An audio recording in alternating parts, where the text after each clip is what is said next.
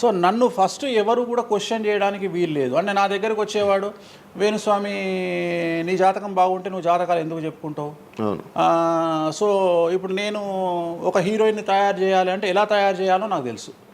అంటే ఆమె జాతకంలో యోగం ఉంటే ఆమెను సూపర్ స్టార్ని ఎలా చేయాలో నాకు తెలుసు.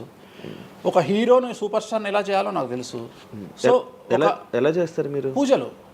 పూజలతోనే అయిపోతారా? పూజలతోనే అయిపోతారు.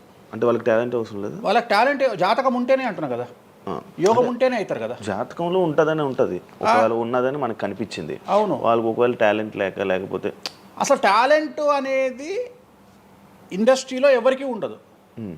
Practice makes perfect. ఓకే, దానంత పనికి మాలిన మాట ఇంకోటి లేదు. శివ రాగానే ఫస్ట్ ఇంటర్వ్యూలోనే ఇరగదీయడు. శివ 1వ ఇంటర్వ్యూకు, శివ 100వ ఇంటర్వ్యూకు నక్కకు నాగలో అనుకున్నంత తేడా ఉంటుంది. మరి శివ ఫస్ట్ ఇంటర్వ్యూలోనే టాలెంట్ ఇరగదీసిండా? Practice makes perfect. అంత ఛాన్స్ ఇవ్వట్లేదు కదా ఇప్పుడు ఇండస్ట్రీలో. ఎవరు ఇక్కడికి వచ్చి ప్రాక్టీస్ చేసుకుంటామంటే ఛాన్సులు రావట్లేదు కదా. ఆటోమేటిక్గా టాలెంట్ అనేది మనము ప్లే చేస్తున్న రోల్స్ను బట్టి వస్తుంది. డైరెక్ట్గా అల్లు అర్జున్ గంగోత్రి సినిమాలో చూసిన అల్లు అర్జున్కు, పుష్ప 3లో చూసిన అల్లు అర్జున్కు కోడిపిల్ల లెక్క కళ్ళు తిరిగి కింద పడతాం అందరం. ఆయన హావభావాలు కానీ, ఆయన ముఖవర్చస్సు కానీ, గంగోత్రి సినిమాలో ఉన్నటువంటి అల్లు అర్జున్కు, పుష్ప 3కి. మరి గంగోత్రిలోనే పుష్ప 3 లాగా ఎందుకు లేడు అల్లు అర్జున్ అంటే? మరి అప్పుడు టాలెంట్ లేదా? సో ఇక్కడ ప్రాక్టీస్ మేక్స్ పర్ఫెక్ట్. అంటే కొన్ని పనికి మాలినటువంటి మాటలు మాట్లాడేటువంటి ఎప్పుడో 50 ఏళ్ళ కింద సామెతలను తీసుకొచ్చి రుద్దే ప్రయత్నం చేస్తారు. సో ఇక్కడ టాలెంట్ అనేది పక్కన పెడదాం, అవకాశం ముఖ్యం. నువ్వు టాలెంట్ ప్రూవ్ చేసుకోవాలంటే అవకాశం ముఖ్యం. శివ అనేవాడు యాంకరింగ్లో తోపు తురుము అని ప్రూవ్ చేసుకోవాలంటే అవకాశం ముఖ్యం. అవకాశం లేకపోతే శివలో టాలెంట్ ఉండదు, ఆ టాలెంట్ డెవలప్మెంట్ ఉండదు. సో ఇక్కడ ఏంది అంటే అవకాశాలు రావడం కోసం మనం ప్రయత్నం చేస్తాం. ఒక సీఎం సీట్ ఎక్కడం కోసం సీఎం ఏం చేస్తాడు అని తెలవాలి అంటే సీట్ ఎక్కాలి. సీట్ ఎక్కిన తర్వాత సీఎంగా ఈయన పనికొస్తాడా రాడని డిసైడ్ అవుతుంది. అట్లనే ఒక అమ్మాయి హీరోయిన్ అయిన తర్వాత ఈ అమ్మాయికి అంత సీన్ ఉందా లేదా అనే విషయం తెలుస్తుంది. సో మనం కనుక నయనతారని తీసుకున్నా, సమంతని తీసుకున్నా, ఏ హీరోయిన్ తీసుకున్నా, ఏ హీరోని తీసుకున్నా, వాళ్ళ ఫస్ట్ సినిమాకు, వాళ్ళ 3వ సినిమాకు, వాళ్ళ 30వ సినిమాకు ఎక్స్ట్రీమ్ చేంజెస్ ఉంటాయి. సో ఇవన్నీ ఎట్లా వస్తున్నాయి అంటే ఫస్ట్ సినిమాకి టాలెంట్ లేదు, వాళ్ళు సానబట్టబడతారు. వాళ్ళకు వచ్చేటువంటి క్యారెక్టర్ల ద్వారా వాళ్ళు ఆ లెవెల్కి వస్తారు. అట్లనే ఒక గ్రామస్థాయి సర్పంచ్ నుండి స్టార్ట్ అయినటువంటి వ్యక్తి వాళ్ళ రాష్ట్రానికి, తెలంగాణకు ముఖ్యమంత్రి అయిన రేవంత్ రెడ్డి అంటే ఆయన ప్లానింగు, ఆయన ఎట్లా చేయాలి, ఎట్లా సీఎం కావాలి అనే ఆలోచనల ద్వారా ఇక్కడికి వచ్చిండు. తెలంగాణలో కాంగ్రెస్లో ఎంతోమంది తోపులు తురుములు ఉండగా రేవంత్ రెడ్డి ఎందుకు సీఎం అయ్యిండు అంటే రేవంత్ రెడ్డి టార్గెట్ సీఎం పదవి. మధ్యలో ఉండేవాళ్ళు వేరే వాళ్ళందరూ టార్గెట్ సీఎం పదవి కాదు. కానీ రేవంత్ రెడ్డి మాత్రమే అన్ని కష్టాలు పడ్డాడు, రేవంత్ రెడ్డి మాత్రమే సీఎం టార్గెట్ చేసుకొని వాళ్ళ పదవి వచ్చింది. సో ఇది ప్రాక్టీస్ మేక్స్ పర్ఫెక్ట్. సో మనం ఎంత ప్రాక్టీస్ చేస్తే అంత పర్ఫెక్ట్ అవుతాం. అంతేగాని టాలెంట్ చూపించుకోవాలి అంటే అవకాశం రావాలి, అవకాశం వచ్చిన దాన్ని వాడుకోవాలి. అన్నిటికంటే ధైర్యం కావాలి. There is no development in comfortable zone. కలియుగంలో కంఫర్టబుల్ జోన్లో ఎప్పుడూ డెవలప్మెంట్ ఉండదు. తెలంగాణ రాష్ట్రంలో కాంగ్రెస్ పార్టీలో మనం గనక కాంగ్రెస్ పార్టీలో ఉన్నటువంటి వ్యక్తులను తీసుకుంటే ఒక రేవంత్ రెడ్డి మినహా ఎవరు కూడా జైలుకి వెళ్ళలేదు. రేవంత్ రెడ్డి జైలుకు వెళ్ళడానికి కూడా సంసిద్ధత వ్యక్తం చేసినాడు, అలాంటి ఫైటింగ్ చేసినాడు. అంటే కంఫర్టబుల్ జోన్ దాటి రిస్క్ జోన్లో ఫైట్ చేయడం వల్ల ఇవాళ సీఎం అయినాడు. మిగతా వాళ్ళందరూ ఎక్కడనో దగ్గర భయపడ్డమో, బాధపడ్డమో, వెనకడిగేయడం వల్లనో వాళ్ళు అక్కడనే ఉండిపోయారు.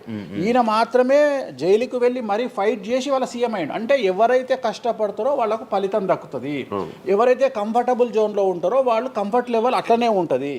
సో సమాజంలో మనం బయటికి వచ్చి ఫైట్ చేసి అన్నిటినీ ఎదుర్కొని 10 మందితో దొబ్బులు తిని సోషల్ మీడియాలో దొబ్బించుకొని కింద కామెంట్లు పెట్టించుకొని బండనాయదవా దొంగనాయదవా అని కామెంట్లు పెట్టించుకొని సో ఇవన్నీ ఓవర్కమ్ అయ్యి సమాజాన్ని అర్థం చేసుకొని వీళ్ళంతా పనికి మాలిన వెధవలు కామెంట్ల రూపంలోనే ఉంటారు అని మనం ఫైట్ చేస్తూ ముందుకు వెళ్తేనే మనకు లైఫ్ దొరుకుతుంది. ఇప్పుడు రేవంత్ రెడ్డి గారి గురించి మాట్లాడారు కాబట్టి ప్రజెంట్ జనాల్లోని నెగిటివిటీ నేను ప్రిడిక్షన్స్ని కానీ వేరే వాటిని చెప్పట్లా. నేను ఒక మంచి విషయాన్ని తీసుకొని మాత్రమే చెప్తా ఉన్నాను. నేను మంచి విషయాన్ని మాత్రమే తీసుకొని చెప్పాను.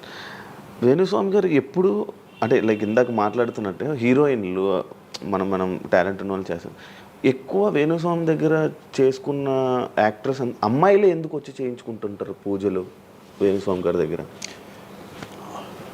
ఒక రాజు కావాలంటే రాజ్యం కావాలి, ఒక రాణి కావాలంటే రాజు ఉంటే సరిపోతుంది. అర్థం కాలేదా? ఒక వ్యక్తి రాజు కావాలంటే రాజ్యాన్ని సంపాదించాలి. రాజ్యాన్ని సంపాదించాలంటే సగం జీవితం సంక నాకిపోతుంది ఒక వ్యక్తికి. అంటే శివ అనే వ్యక్తి ఒక 100 కోట్ల రూపాయలు సంపాదించాలంటే సగం జీవితం సంకనాకిపోతుంది. అవును, రైట్. కానీ శివను పెళ్లి చేసుకోవడానికి ఒక అమ్మాయికి మ్యాక్సిమం 10 మినిట్స్ చాలు. ఎస్, అంటే శివ నచ్చితే చాలు, శివకు అమ్మాయి నచ్చితే చాలు, పని అయిపోయింది. అంటే 10 నిమిషాల్లో ఆ అమ్మాయి 100 కోట్ల వారసురాలు అయిపోయింది. అలాగే 100 కోట్ల అధిపతి కూడా తనకు దక్కిండు. సో అమ్మాయిల డెవలప్మెంట్ అనేది ఎక్స్ట్రీమ్గా ఉంటుంది, ఎక్స్ట్రీమ్గా ఉంటుంది. ఉదాహరణ, ఒక ఇంటర్వ్యూకు 10 మంది అమ్మాయిలు 3 అబ్బాయిలు వస్తే ఈ 10 మంది అమ్మాయిల ఇంటర్వ్యూలు అయిపోయినాక వీళ్ళు సెలెక్ట్ కాకపోతే వాడి అదృష్టం మహాసుడిగా ఉంటే వాడు వస్తాడు సీన్లోకి. అంతే తప్ప 99% వీడు ఇక్కడనే కథం అయిపోతారు అమ్మాయిల దగ్గరనే, వాడికి అంత అవకాశం ఉండదు. సో కలియుగం అనేది 2002 తర్వాత షిఫ్ట్ అయింది. ఒకప్పుడు ఆడవాళ్ళకి అవకాశాలు తక్కువ, మగవాళ్ళకి ఎక్కువ. ఇప్పుడు టోటల్ రివర్స్ అయింది. ఏంటంటే 95% అవకాశాలు అమ్మాయిలకే ఉంటాయి, ఒక 5% మాత్రమే అబ్బాయిలకు ఉంటాయి. అందుకే అబ్బాయిలు అందరూ ఇప్పుడు అమ్మాయిలా మారిపోతున్నారు అంటారా? బెస్ట్ కదా. ఇప్పుడు మొత్తం జెండర్ అంతా మారిపోయింది. కారణం ఏంటంటే అమ్మాయిలకు ఉండేటువంటి వెసులుబాటు అబ్బాయిలకు ఉండదు. నేను అదే చెప్తున్నా. ఇప్పుడు మగవాడు కష్టపడి పైకి రావడానికి చాలా టైం తీసుకుంటుంది, ఆడవాళ్ళు పైకి రావడానికి చాలా ఈజీగా పైకి వస్తారు. నేను అనేది ఏంటంటే వాళ్ళ కష్టముతో పాటు వాళ్ళ గ్లామర్ వాళ్ళకు తోడవుతుంది. అవును, ఇప్పుడు మీరు ఏ పాయింట్ చెప్పారో అర్థమైంది. ఇప్పుడు అమ్మాయిలకి ఎలాగో అవకాశాలు ఉన్నాయి కదా, మరి ఆల్రెడీ అలాగే ఎలాగో అవకాశాలు వస్తాయి కాబట్టి మరి మీరు వాళ్ళని ఎందుకు అమ్మాయిలనే చూడడం? అంటే రాని వాళ్ళకు నేను చూస్తున్నా. ఇప్పుడు వచ్చిన వాళ్ళు నా దగ్గరికి రారు కదా. ఓకే, ఇప్పుడు కరోనా వస్తేనే హాస్పిటల్కి పోతాడు, కానీ కరోనా రాకముందే పండుకోడు కదా హాస్పిటల్లో. సో అట్లనే వేణుస్వామితో పని ఉంటేనే వస్తారు. రెండవది, అమ్మాయిలకు ఉండే వెసులుబాటు ఏంటంటే అబ్బాయిలు కూడా చేసుకుంటారు నా దగ్గర, కానీ అబ్బాయిల డెవలప్మెంట్ అనేది చాలా తక్కువగా ఉంటుంది. ఉదాహరణ, నా దగ్గరికి వచ్చే అమ్మాయిలు ఓన్లీ సినిమా కోసం రారు. చాలామందికి తెలియదు ఈ విషయం. అంటే చాలామంది ఏమనుకుంటారంటే వేణుస్వామి దగ్గరికి వచ్చే అమ్మాయిలు సినిమా కోసమే వస్తారు, రారు. నా దగ్గరికి వచ్చే అమ్మాయిలు ఒక రాజకీయ నాయకురాలిగా వక్తగా కావాలని వస్తారు, సో పొలిటీషియన్ కావాలని వస్తారు, అన్నిటికంటే ఎంటర్ప్రెన్యూర్ కావాలని వస్తారు, ఒక బోటికో లేకపోతే ఒక గోల్డ్ షాపో ఏదో పెట్టుకొని బిజినెస్ కోసం వస్తారు. సో నా దగ్గరకు వచ్చేటువంటి వాళ్ళల్లో 10 మందిలో 1-2 సినిమా ఇండస్ట్రీకి సంబంధించిన వాళ్ళు వస్తారు. 8 మంది వేరే వేరే వేరే వేరే వ్యాపారాలకు సంబంధించి చాలా ఉన్నాయి. ఇప్పుడు లైసెన్సింగ్ చేసేవాళ్ళు ఉన్నారు, చాలామంది తెలియదు. ఇప్పుడు ఢిల్లీలో లైసెన్సింగ్ చేసేవాళ్ళు 100 మంది అమ్మాయిలు ఉన్నారు నాకు తెలిసిన వాళ్ళు. అంటే పెద్ద పెద్ద కాంట్రాక్ట్లు ఇప్పించేవాళ్ళు, పెద్ద పెద్ద వాళ్ళు. సో అలాంటి వాళ్ళు నా దగ్గరికి ఎక్కువగా వస్తారు. అంటే నా దగ్గరికి వచ్చేవాళ్ళు ఈ ఉద్యోగాలు చేసుకునే వాళ్ళు, ఇలాంటి వాళ్ళు రారు. నేనేమంటానంటే job is a biggest scam in the world. ప్రపంచంలో ఉద్యోగం అనేది అతిపెద్ద స్కామ్. సో దాన్ని ఇప్పుడు ఒక కోతి ఉంది, ఆ కోతికి మీరు డజన్ అట్టిపళ్ళు ఇవ్వండి, ఒక 2000 రూపాయలు ఇవ్వండి, అది డజన్ అట్టిపళ్ళే తీసుకుంటుంది.